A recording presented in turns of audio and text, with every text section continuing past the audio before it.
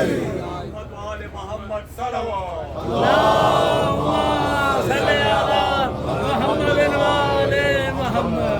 أعوذ بالله من الشيطان اللعين الرجيم بسم الله الرحمن الرحيم ومن قبله كتاب موسى إماما ورحمة صلوات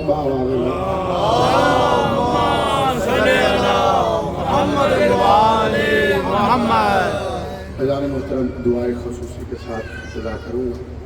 ایام اذان ہیں، اس میں دعائے عمومی زیب نہیں دیتی، مبدت کا تقاضا نہیں ہے کہ دعائے عمومی کی جائے. دعائے خصوصی ہے کہ ہمیں ہمارے سلطان زمان ہادی دوران اپنی زیارت، اپنی معرفت اور رابطہ عطا فرمائے. صلوات مل کے اتنی بلند پڑے جتنی آل محمد نے طاقت عطا فرمائے. اللہم صلی علی محمد و آل محمد. بغیر وقت ضائع کیے ہوئے کوئی تمہید کی بات نہیں، سورہ احقاف سے میں نے ایک آیت تلاوت کا شرف حاصل کیا ہے جس میں امام کا ذکر ہے. اللہ کہہ رہا ہے اس سے قبل ہم نے موسیٰ کی کتاب کو امام بھی بنایا، ہم نے موسیٰ کی کتاب کو رحمت بھی بنایا. عربی میں کتاب کہتے ہیں خط کو، تو اس کا مطلب ہے جو موسیٰ کی کتاب یا موسیٰ کا خط ہے وہ بھی امام ہو سکتا ہے، وہ بھی رحمت ہو سکتا ہے. قرآن کی آیت کے مطابق ہو سکتا نہیں. موسیٰ کی کتاب امام بھی ہے، موسیٰ کی کتاب رحمت بھی ہے. موسیٰ کی کتاب امام بھی ہے، موسیٰ کی کتاب رحمت بھی ہے. کہنا آپ سے یہ بس اتنا ہے کہ اگر موسیٰ کی کتاب امام ہو سکتی ہے تو پھر علی کی کتاب کیا ہوگی؟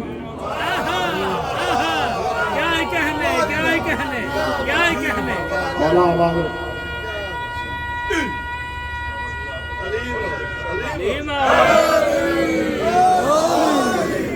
ناز بھائی بندے کے لیے مولا سلامت رکھے، آپ بھی ذاکر گھرانے سے تعلق رکھتے ہیں. بہت مشکل ہو جاتا ہے کہ اگر کوئی 1.5 گھنٹے کا یا 2 گھنٹے کا موضوع اس کو سمیٹ کے 20 یا 25 منٹ میں ڈالا جائے، اور یہ کانٹ چھانٹ خطیب منبر سلونی ہی کی طرف سے عطا ہوتی ہے، ورنہ عام بندے کا کام ہی کوئی نہیں. میں نے کہا کہ کتاب جو ہے، جو علی کتاب لکھے، جو خط لکھے، وہ بھی امام ہے، وہ بھی رحمت ہے. میں منظر آپ کے سامنے پیش کرتا ہوں، آپ کی دعاؤں کی چھاؤں میں رخصت ہوں. جنگ جمل کے بعد لاشیں بکھری پڑی ہیں. اللہ کا شیر لاشوں کے درمیان چہل قدمی کر رہا ہے. یا ملعون شام کی طرف سے ایک ہرکارا آیا، خط دیا نہیں اس نے، ڈر کے مارے علی کی طرف اچھال کے اور دوڑ گیا. مولا نے خط اٹھایا. خط کو جب میرے مولا نے پڑھا، اس میں لکھا تھا یہ خط ہے معاویہ کی طرف سے، جو ابو سفیان کا بیٹا ہے، جو ہندا کا بیٹا ہے. اور اس نے خط میں لکھا تھا اے علی، آپ نے جو اقدام کیا ہے ام المومنین کے خلاف، میں عنقریب آپ کے پاس ایسا شہاب ثاقب تیر بھیجنے والا ہوں جو آپ کے سینے پہ لگے گا اور پشت سے نکل جائے گا. اسد کردگار نے یہ جملے پڑھے، میرے مولا مسکرانے لگے. مولا کے صحابہ نے پوچھا مولا مسکرا کیوں رہے ہیں؟ مولا نے فرمایا ملعون جہاں ہند جگر خارا کے بچے کی گیدڑ بھبکیاں پڑھ رہا ہوں.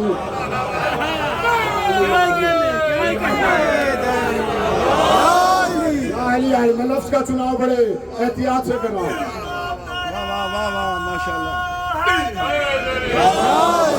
اللہ آپ کو آباد رکھے.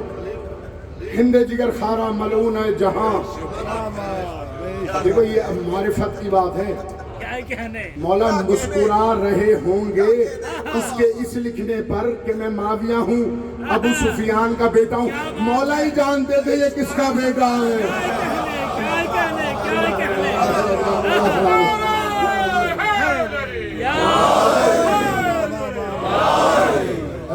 اب مولا نے خط پڑھا، مسکرائے.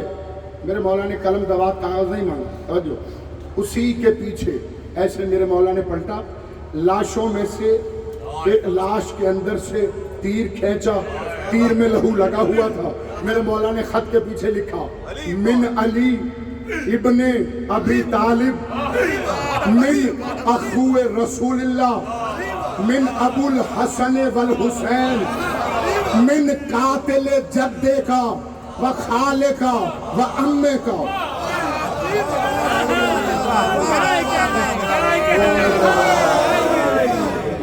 کیسا دل مولا علی مولا علی مولا علی مولا مولا سلامت رکھے. اب دیکھیں اس نے خط کے اندر نا کافی ساری باتیں لکھی تھی. اس نے کہا تھا یا علی آپ نے دین بدل دیا ہے, آپ نے اسلام کو بدل کے رکھ دیا ہے, یہ کر دیا ہے, وہ کر دیا ہے. اتنا وقت میرے پاس نہیں ساری ڈیٹیل آپ کی خدمت پیش کرو. بس یہ بتاتا ہوں مولا نے خط کے پیچھے لکھا, یہ خط ہے علی کی طرف سے جو ابو طالب کا بیٹا ہے, رسول کا بھائی ہے, حسن و حسین کا بابا ہے. اس کے بعد میرے مولا نے پیچھے لکھا یہ وہ ہے جو تیرے باپ کا قاتل ہے, تیرے چچا کا قاتل ہے, تیرے ماموں کا قاتل ہے.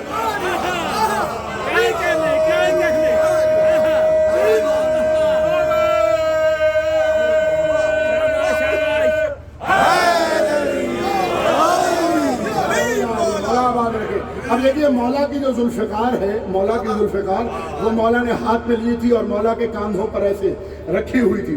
جب مولا نے ان کے خط کی تحریر پڑھی نا, اچھا دیکھیں انسان کے لیے ضروری ہے جب پورا خط پڑھے تو اس کا متن ذہن میں ہو, تو ذہن کے مطابق سٹیپ بائی سٹیپ اس کے جوابات لکھتا ہے. مولا نے بھی سارے جوابات لکھ دیے. اس کے بعد یہ لکھ کر نا کہ میں تیرے چچا کا قاتل ہوں, تیرے ماموں کا قاتل ہوں, تیرے باپ کا قاتل ہوں. اس کے بعد میرے مولا نے نیچے لکھا یہ جو تو نے کہا ہے نا, الزام لگایا ہے میرے اوپر, میں نے دین بدل دیا ہے, اسلام بدل دیا ہے. نہ تو میں نے دین بدلا ہے, نہ اسلام بدلا ہے, نہ ذوالفقار بدلی ہے.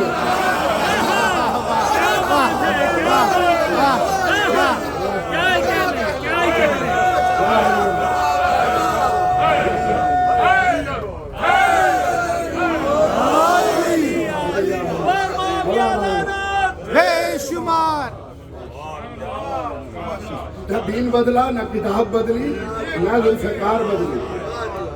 یا علی میں نے سنا ہے آپ کی ریش سفید ہو گئی ہے, اب بڑھاپا آ رہا ہے. توجہ,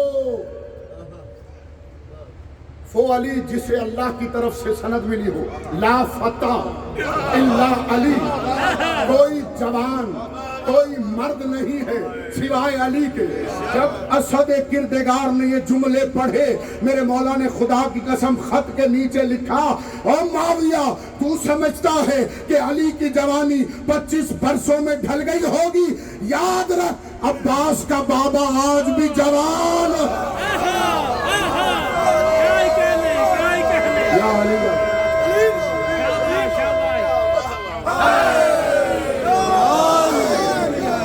یا علی علی مولا سلامت رہا. بہت ترجیح موضوع ہے, میں چھانٹ رہا ہوں. اچھا مولا نے فرمایا کہ بھئی ترماہ بن العدی کو بلاؤ. خط لکھ لیا ہے میں نے, اور یہ خط اس کے ہاتھ میں نے شام بھیجنا. لوگوں نے پوچھا مولا ترماہ کون ہے؟ مولا نے فرمایا وہ میرا زیغم ہے, بہت قوی اللسان ہے, لاجواب کر دیتا ہے بندے کو, فی البدی بات کرتا ہے, اس کو بلاؤ. اب اس کی تعریف میں اگر میں بیان کروں, یقین کیجیے گا مجھے آدھا گھنٹہ چاہیے جو مولا نے اس کی فضیلتیں بیان کی ہیں کہ ترماہ ہے کون. وہ میں چھانٹ رہا ہوں, صرف مقصد کی طرف میں آ رہا ہوں. اچھا خط لیا اس نے, مولا نے فرمایا اے ترماہ آپ نے ہمارا یہ نامی گرامہ لے کر جانا ہے دشمن کے دربار میں. اس نے کہا سرکار آپ نے حکم کر دیا, اس کی تعمیل کروں گا, کیونکہ اللہ کے حکم کی نافرمانی تو نہیں ہو سکتی. مولا نے خط دیا, دیکھیے مولا نے خط دیا, فرمایا ترماہ آج آپ کوئی عام انسان بن کے نہیں جا رہے, آج آپ میں علی کے نائب بن کے جائیں گے. تو آپ کے لیے ناکے کا انتخاب بھی میں کروں گا. فرمایا ناکا لائی جائے, سیاہ آنکھیں ہوں, طویل قد ہو, ایسا رنگ ہو. جب ناکا آ گیا مولا نے خود اپنے ہاتھوں سے کمر بند باندھا, مولا نے خود اپنے ہاتھوں سے امامہ موضوع کیا. اس کے بعد مولا نے بٹھایا, مولا نے فرمایا جاؤ. اب جب یہ گیا تو شام پہنچ گیا. شام میں ایک باغ کے کنارے پر ابو الاعور اسلمی, ابو ہریرہ, عمرو عاص اور معاویہ کے دوسرے اور ساتھی بھی باغ کے اندر تھے. دیوار بڑی اونچی تھی. بندہ مولا کا جو نائب ہے وہ بیٹھا ہوا تھا ناکے کی پشت پر. ان کا جسم بھی بہت بڑا تھا, قد بھی بڑا تھا. انہوں نے دیکھا کہ ایک بندہ آ رہا ہے, اذا بعرابی علی بقیر کبیر, کہ ایک اونچے नाके पर एक ऊंचा बंदा लंबा बैठा हुआ आ रहा। इन्होंने कहा आओ चलो जरा इससे मजाक करते हैं, क्योंकि हमारे यहाँ रिवाज ये है कि अगर किसी लंबे बंदे को देखें तो उसे कहते हैं समय और लंबू, कोई छोटा उसे कहते हैं गिट्ठे, कोई हल्का सा मोटा उसे कहते हैं आलू मोटा। इसी तरह इन्होंने देखा कि इसका कद लंबा है, इन्होंने आगे बढ़ के कहा या अय्युहा तवील हल इंदा का खबर मिनस समा, ओए लंबे तेरा कद जो इतना लंबा है क्या तेरे पास कोई आसमान से खबर भी मौजूद है? तेरा सर जो आसमान से लगा हुआ है। एक मर्तबा तरमा ने नीचे देखा, नीचे देखने के बाद कहा नाम इन्नल्लाह फिस समाए वल इज़राइल फिल हवाए वल अमीर अल मोमिनीन फिल कफाए व अना युनज़्ज़लु अलैका मिनल बलाए। फरमाया हाँ मैं जानता हूँ अल्लाह आसमानों में है, इज़राइल हवा में है, अमीर अल मोमिनीन तुम्हारी गर्दनों तक पहुंच गए और मैं अज़ाब बन के तुम पे नाज़िल हो गया।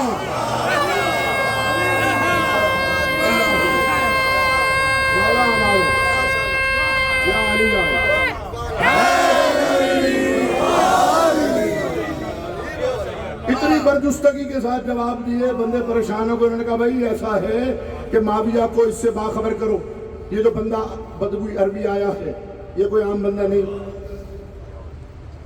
इसको जल्दी से दरबार में बुलाओ। मीटिंग फिक्स हुई। अभी माविया दरबार में नहीं आया, अपने बेटे यजीद को बिठा दिया। अब यजीद का तरीका ये था कि जब ये बोलता था रौब डालने के लिए ऊंचा ऊंचा बोलता है दरबार में।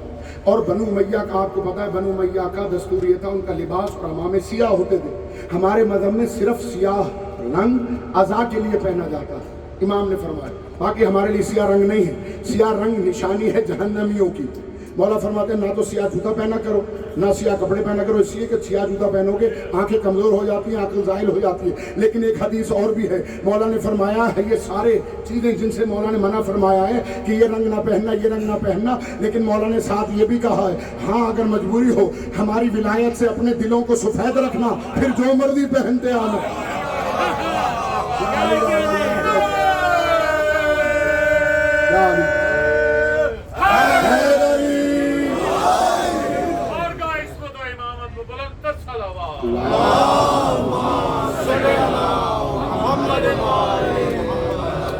अब दरबार सजा, कुर्सी आगे आप जानते हो एक स्टेज होती है खास जो बादशाह के लिए होती है, उसके नीचे ज़मीन ऐसे बुलंद होती है, नीचे वाली जगह पर 900 कुर्सियां लगी हुई, ऊपर वाली कुर्सी पे कालीन बहुत कीमती लगा हुआ था। वहाँ एक कुर्सी के साथ यजीद बैठा हुआ था, बाप की कुर्सी पर नहीं बैठा था, अलग से बैठा, ऊंचा ऊंचा बोल रहा।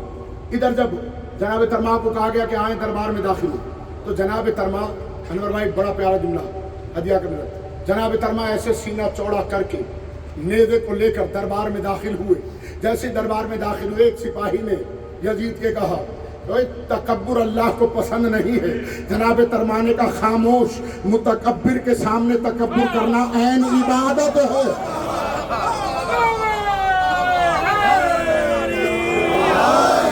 तकब्बुर के सामने तकब्बुर ऐन इबादत है। उसके बाद नेज़े से कालीन को फाड़ते हुए आगे ऐसे सुराख करते हुए कुर्सी के करीब पहुंचे।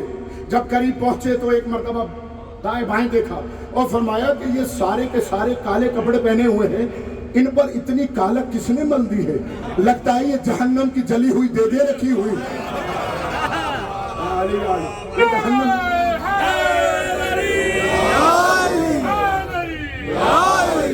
मेरे पास यकीन कीजिए खिताबत डालने का वक्त नहीं, वरना मैं खिताबत पेश करता। जुमले मौला के नाइब के हैं, इसलिए मैं तहरीफ नहीं करूंगा, वही जुमले जो उन्होंने कहे वो आपकी बारगाह में पेश कर दूंगा, आपसे दुआएं लूंगा।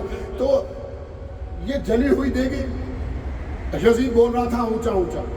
एक बात ये जो होती है ना अरबी में से कहते हैं अनफ, नाक को, सूंड जो होती है उसे कहते हैं खरतूम, हाथी की जो सूंड होती है उसे खरतूम कहते हैं। यजीद की नाक जरा बेढंगम सी बड़ी थी और उस पर कटे हुए का निशान भी था।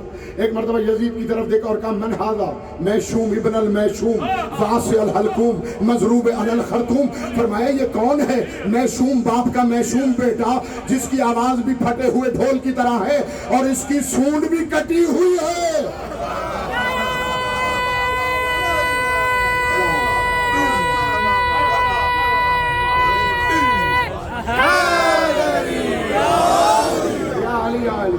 अब यजीद ने देखा ये हमारे बस का तो बंदा है नहीं, कहा कि आप ऐसा करें थोड़ी देर के लिए बैठक में बैठिए, जब मेरा बाप आएगा तो फिर आएगा। तरमा इधर गए, थोड़ी देर के बाद बादशाह आया, ऐलान हुआ हमारा वो तवील मसला आया, आके कुर्सी बैठ गया, कहा कि अब बुलाओ तरमा। अब दोबारा जब तरमा आए उसी मेरे से 35 सुराख फिर किए कालीन के अंदर 35 सुराख किए, और उसके बाद नेदा लेके हाथ में सामने खड़े होकर कहता है सलाम अलैका या अय्युहल मलकल आसी, वो बदकार बादशाह तुझ पे मेरा सलाम हो। क्या बात है, आपने लुत्फ नहीं लिया जुमले का। मैंने क्या कहता, दुश्मन के दरबार में भाई माविया के सामने अगर अली का खत इमाम नहीं तो फिर इतनी जुर्रत तरमा में कहां से आई? इसका मतलब है इमाम हाथ में है।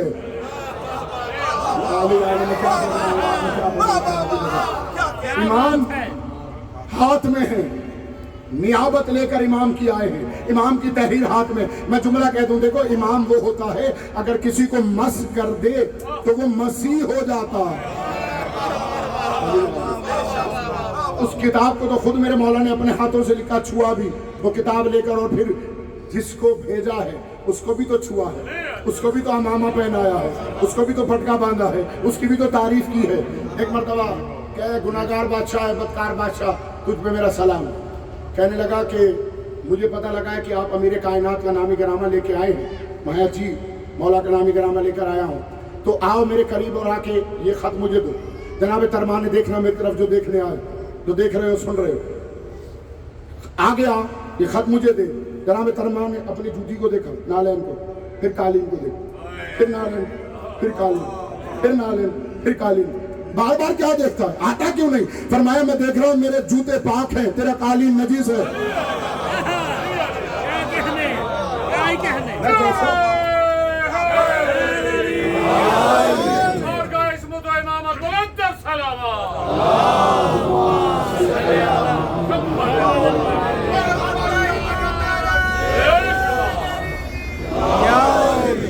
भाई मेरे जूते पाक हैं, तेरा कालीन नजीस है, तो फिर यार तरमा कोई ना कोई तरीका तो होगा ये खत मुझे देने का। मैं हाँ एक तरीका है, अपनी कुर्सी से उठ, चल के मेरे पास आ, इस किताब को मैं फिर पकड़ाऊंगा तेरे हाथ में, ताकि जमाना देखे और उसे पता चले किसी करीम का खत किसी खसीस के पास आया। उठा, खत लिया, लेके जानू के नीचे दबाया, बैठ गया और कहता है कि मैं भी एक खत लिखवा रहा हूँ। छोड़ दिया मैंने सारा, मैं भी खत लिखवाता हूँ, और उस खत में मैंने कुछ लिखवाना और वो तुम सुनते रहो साथ साथ, और जाके अपने अमीर को दे देना। इसने अपने कातिब को बुलाया, कातिब को बुला के कहता है कि लिखो कि ये खत है माविया की तरफ से, और मैं लिख रहा हूँ अली की तरफ कि या अली अनकरीब मैं इतनी फौज भेजने वाला हूँ कि जितने आसमान के सितारे होते हैं, और अनकरीब इतनी फौज भेजूंगा कि जिस तरह 1000 ऊंट राई के दाने के भरे हो, हर दाने को मेरा एक सिपाही तसव्वुर कर लेना। जैसे जनाब तरमा ने ये जुमले सुने, कहा लगा के जनाब तरमा उसके दरबार में हंसे। वो कहता है मैंने अपनी फौज की तादाद बताई और तू हंसता है। कहा पहला जुमला जो तूने बेवकूफाना लिखा है उसमें तूने कहा है कि तेरी फौज सितारों की मानिंद है। याद रख, इन्ना अलियन का अशम्स से इदा तलाअत खफ़तन नजूम, अली आसमान हर्ब का वो सूरज है कि जब सूरज निकलता है एक भी सितारा नजर नहीं आता।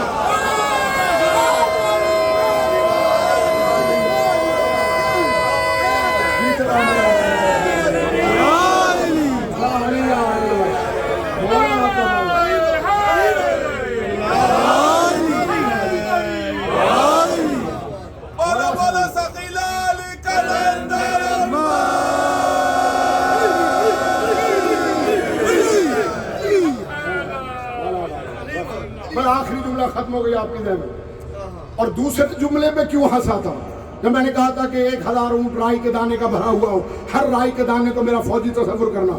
फरमाया कि दूसरे भी जुमले पे इसलिए हंसा हूं कि तूने कहा है तेरे सिपाही राई के दाने जैसे हैं। याद रख, अली के पास एक मुर्गे तौहीद है जिसका नाम है मालिक अस्तर। वो तेरे हर सिपाही के दाने को ऐसे चुगलेगा उसका पोता भी नहीं भरेगा।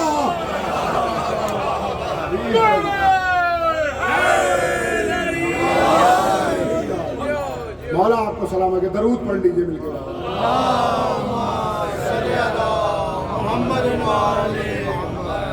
जान मुहतरम,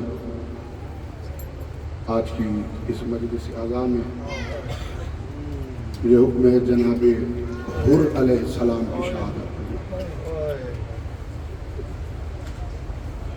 अज़ादारों, आशूर की रात है, सुबह आशूर का सूरज तलू होने वाला है।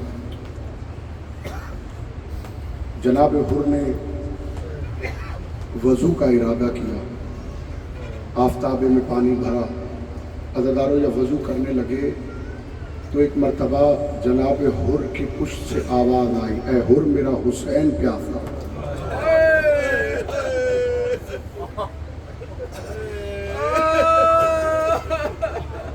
अज़ादारों, जनाब हुर ने समझा कि शायद मेरा कोई वहम है, ये जो मुझे आवाज़ आई है ये वहम है। अज़ादारों, दोबारा तजदीद वज़ू करने लगे, या फिर आवाज़ आई, ऐ हुर मेरे बच्चे प्यासे हैं। अल्लाह अकबर। अब हुर समझ गया कि यकीन हो ना हो ये खातून जन्नत की आवाज़। अज़ादारों, हुर परेशान है, परेशानी के आलम में खैमे से बाहर चला गया। जब खैमे से बाहर गया तो मस्तूरात के खैमों की तरफ गया जहाँ इसकी ज़ौजा और बेटी खैमे में मौजूद थी। अज़ादारों, जैसे ही ये खैमे में दाखिल हुआ, इसकी ज़ौजा और बेटी कोई बात कर रही थी, वो इसको आते देखकर खामोश हो, और बेटी ने सलाम नहीं किया हो। अज़ादारों, एक मरतबा हुर ने कहा कि करबला में आए हो और आज के दिन तुम अदब भी भूल गए। माया बाबा, कैसा अदब? कहा, मैं दाखिल हुआ और तुमने सलाम नहीं किया। कहा, बाबा तू रसूल के बेटे का अदब भूल गया, हम तेरा अदब भूल गए। हाय हाय। अच्छा, तुम दोनों माँ बेटी बात क्या कर रही थी? अज़ादारों कहती है, बाबा हम रात को दीगर खवातीन के साथ उन खयाम की तरफ गए थे जहां मौला हुसैन के खैमे लगे हुए, और औरतें तो ना जा सकी, सिर्फ मैं और मेरी माँ ही उन खैमों की तरफ गए। बाबा, हमने देखा कि एक शख्स है बड़ा वजीह, जिसका चेहरा चौदहवीं के चांद की तरह है, वो हमारी शहजादी ज़ैनब के खैमे के बाहर खड़ा हुआ था।